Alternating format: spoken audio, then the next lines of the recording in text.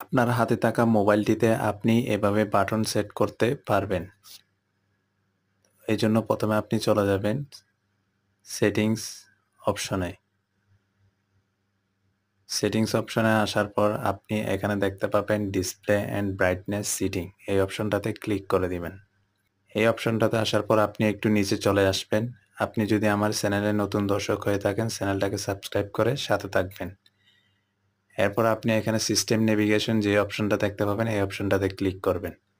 এই অপশনটাতে ক্লিক করার পর আপনি এখানে দেখতে পাবেন গেচার নেভিগেশন। এই অপশনটাতে যদি ক্লিক করেন তাহলে আপনার এই বাটনগুলা চলে যাবে।